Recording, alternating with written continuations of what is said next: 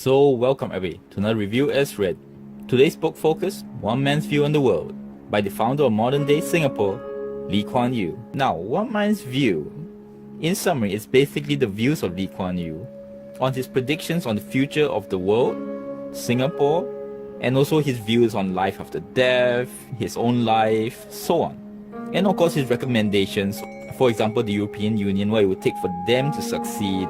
Now, as a bonus too is the summarized conversation transcripts with ex-German Chancellor Helmut Schmidt at the end of the book. And the reasons for that, now Schmidt had been Lee Kuan Yew's friend for many years, and the talk is at the same time a reminisce as well as a talk on the modern world and the lessons they learned from their long life. So this review will go as normal, with first us talking about the cons, then the pros, and a conclusion to the book. So let's get into it. Now let's first get into the cons of the book.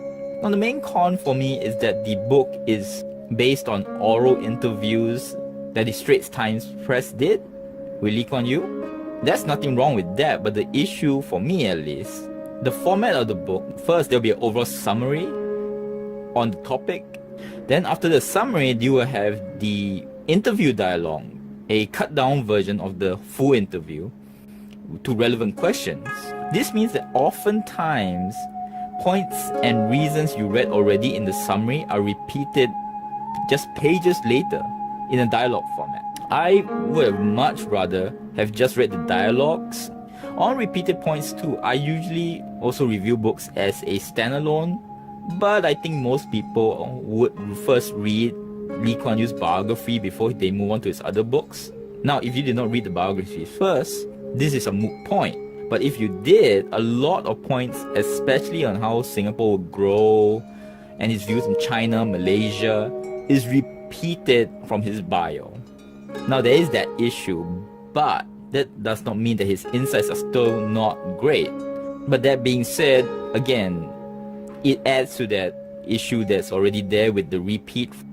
The last con for me is that this book is a product of its time, and it was written in 2013. So as this book ages, a lot of details such as the Arab Spring and all that will increasingly become, how you say, irrelevant. Of course, the overall point being made still is an evergreen issue. Now those are the cons. So let's get now into the many pros to the book. Unlike most books written by world leaders, One Man's View on the World is not done with just a ghostwriter. He has been heavily involved in the book, and on top of that, there's also many anecdotes from, not in the book, but many people say that when they work with him, it's very stressful because he goes through every page of the book and, questions them like, do you have the backing for this research, and so on and so on. Another pro of the book is also, of course, that the book's chapters and points are also short and sweet. Some of the chapters can be 2 or 3 pages long with another 2 or 3 pages of summary dialogues. And the language used in the books is also more layman language, meaning that it's an easy read. And I've always feel that books should have that language where it's more accessible to more people rather than trying to be pretentious with big words and so on. The book's views are also very strong and backed by great evidence. And I feel this is a strong point, but again, he has his retractors, so take that with a grain of salt. He makes a lot of great, I feel, truthful views that a lot of people do not dare say, such as how the Arab Spring was largely ineffective in the long run because it happened, but they had no strong leader for change, for the betterment of the people. Now, my favorite part of the book is the part where he talks about death, his wife's death, basically the personal part, because this is the strongest part of the book because I feel I actually got to know more new information and knew about him more personally in a way.